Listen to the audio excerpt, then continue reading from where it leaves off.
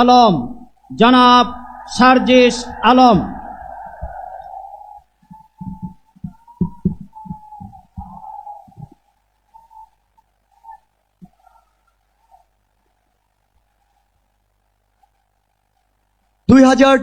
সালের ছাত্র জনতার অভ্যুত্থান পরবর্তী এই নতুন বাংলাদেশে বাংলাদেশ জামায়াত ইসলামী কর্তৃক আয়োজিত আজকের এই জাতীয় সমাবেশে বাংলাদেশের ছাত্র জনতা, আমার অভ্যুত্থানের সহযোদ্ধা জাতীয় নেতৃবৃন্দ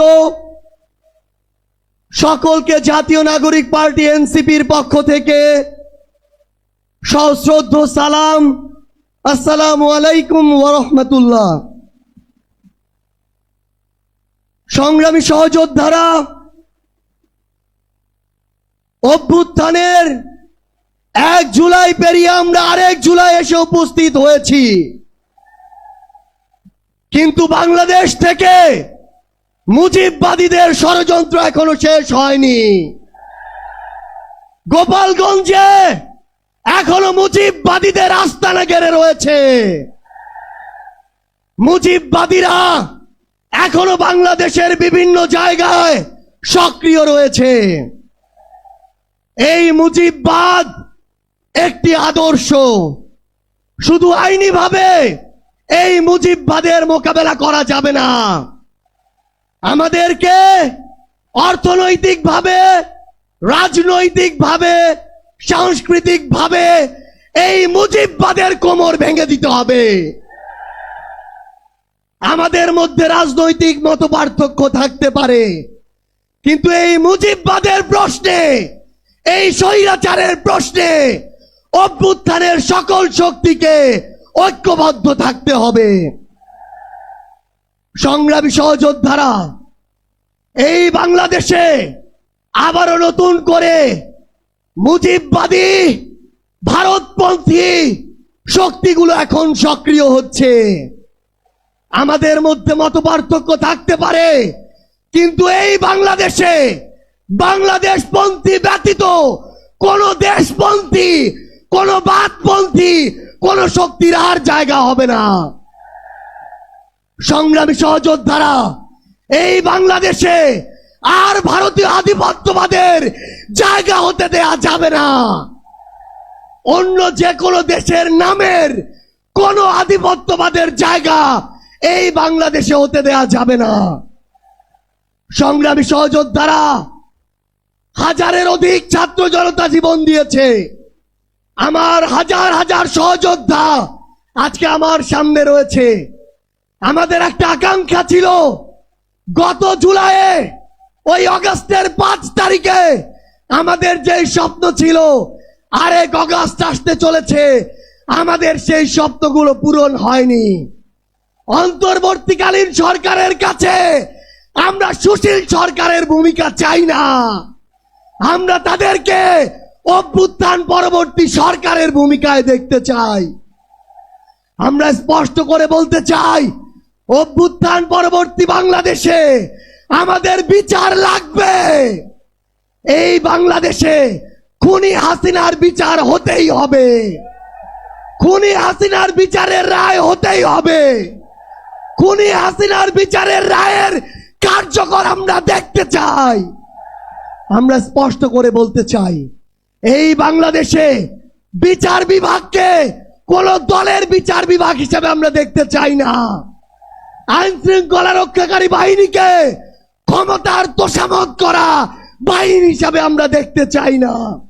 আমরা স্পষ্ট করে আপনাদেরকে বলি, 72-এর মুজিববাদী সংবিধানকে এক পাশে রেখে কোনদিন এই বাংলাদেশপন্থী বাংলাদেশ সম্ভব নয়।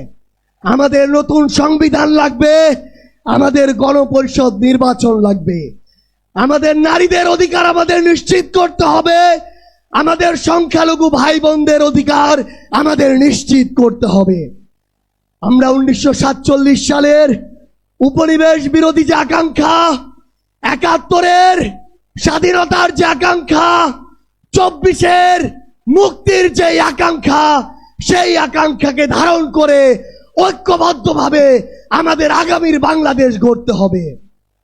আমরা স্পষ্ট করে সর্বশেষ একটি কথা বলে যাই, ফ্যাসিস্ট বিরোধী 24-এর শক্তি আমাদের ঐক্যবদ্ধ থাকতে হবে। তবে ঐক্যবদ্ধ মানে এই নয় যে আমরা কারো অন্ধভাবে দালালি করব। কেউ যদি চাঁদাবাজি করে আমরা সেটা মুখের উপরে বলবো, কেউ যদি সিন্ডিকেট চালায় আমরা সেটাও বলবো, কেউ যদি দখলদারিত্ব করে আমরা সেটাও বলবো। তবে আওয়ামী লীগের প্রশ্নে আমরা ঐক্যবদ্ধভাবে আমাদের লড়াই চালিয়ে যাব। সংগ্রামী সহযোদ্ধারা, রাজনীতিতে প্রতিদ্বন্দ্বিতা থাকবে, প্রতিযোগিতা থাকবে, কিন্তু রাজনীতির যে সৌন্দর্য, এই সৌন্দর্য যেন আমরা ধারণ করি, তাহলেই আগামীর বাংলাদেশ সামনের দিকে এগিয়ে যাবে। রাজনৈতিক প্রতিদ্বন্দ্বিতা যেন ব্যক্তি আক্রমণে কোনোদিন রূপ না নেয়। ইনশাআল্লাহ ফ্যাসিস্ট বিরোধী 24-এর শক্তি ঐক্যবদ্ধভাবে আমরা আগামীর বাংলাদেশ গড়ে তুলব। আপনাদের সাথে আমাদের আবারও দেখা হবে লড়াইয়ের রাজপথে অথবা বিজয়ে। ইনকিলাব জিন্দাবাদ। বাংলাদেশ। এখন বক্তব্য রাখবেন জনাব আক্তার হোসেন।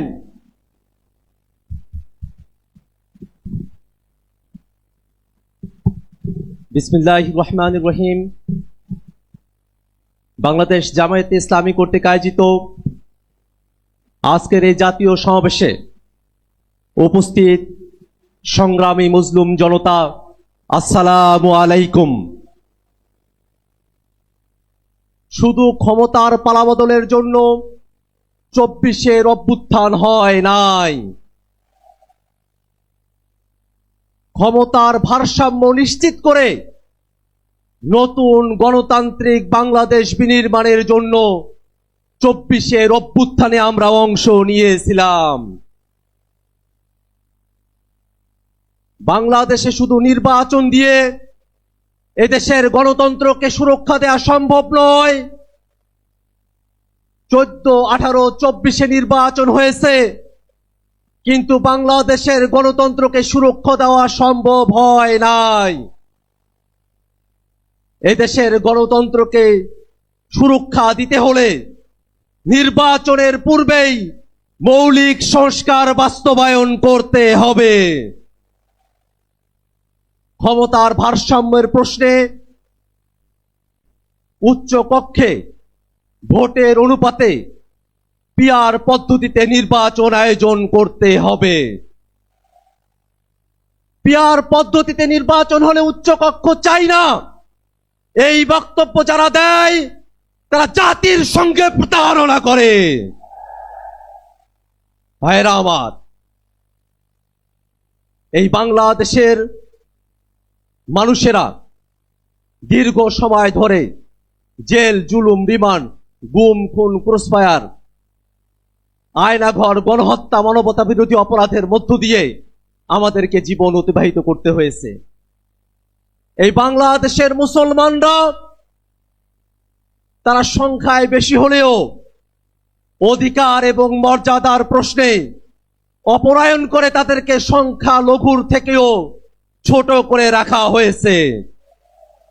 ইসলাম পালনের ন্যূনতম অধিকার বাংলার মানুষকে তারা দিতে চায় নাই। আমরা স্পষ্ট করে বলি, এই বাংলাদেশে ধর্ম পালনের কারণে কোন মানুষের প্রতি আর কোন জুলুম আমরা হতে দেব না। এদেশের মুসলমান, হিন্দু, বৌদ্ধ, খ্রিস্টান সকল ধর্মের মানুষ সকলে শান্তিতে বসবাস করবে। জুলাই অভ্যুত্থানে এটাই আমাদের প্রত্যাশা। ভাইরা আমার, এই বাংলাদেশের মানুষের উপরে আওয়ামী লীগ এবং তার দোসরেরা যে গণহত্যা এবং মানবতা বিরোধী অপরাধ সংগঠিত করেছে, সেটাকে যদি বিচারের আওতায় না নিয়ে আসা হয়, 24-এর শহীদদের সঙ্গে বেঈমানি করা হবে। অতএব বাংলাদেশে ভবিষ্যতে যাতে আর কোনো ফ্যাসিবাদ এবং স্বৈরাচার জন্ম নিতে না পারে, ঠিক এই কারণে আওয়ামী লীগ এবং তার দোসরদেরকে অবিলম্বে বিচারের আওতায় দাঁড় করাতে হবে। ভাইরা আমার, বাংলাদেশে জাতিসংঘের মানবাধিকার কমিশনের অফিস হবে। রাজনৈতিক দলগুলোকে আলোচনার বাইরে রেখে অন্তর্বর্তীকালীন সরকার এই সিদ্ধান্ত নিতে পারে না। ভাইরা আমার, জুলাই সনদ এবং জুলাই ঘোষণাপত্র নিছক কোনো ইতিহাসের দলিল না হয়ে বাংলাদেশের মানুষের মুক্তির সনদ সেখানে লিপিবদ্ধ থাকতে হবে। মৌলিক সংস্কারের ভিত্তিতে জুলাই সনদ প্রণয়ন করে সেটাকে সুরক্ষা দিয়ে বাস্তবায়নের জন্য লিগ্যাল ফ্রেমওয়ার্ক অর্ডারের মধ্য দিয়ে এলএফএ করে সেটাকে বাস্তবায়ন করতে হবে। ভাইরা আমার, বাংলাদেশের মানুষেরা নতুন একদিনের প্রত্যাশা করে, যে নতুন দিনে বাংলাদেশের ফ্যাসিবাদ বিরোধী সকল পক্ষ ফ্যাসিবাদের বিরুদ্ধে বাংলাদেশের স্বাধীনতা সার্বভৌমত্বকে রক্ষায় একযোগে কাজ করবে। এই আহ্বান জানিয়ে জাতীয় নাগরিক পার্টি এনসিপির তরফ থেকে আপনাদেরকে শুভেচ্ছা জানিয়ে আমি আমার বক্তব্য শেষ করছি। ইনকিলাব জিন্দাবাদ। আসসালামু আলাইকুম।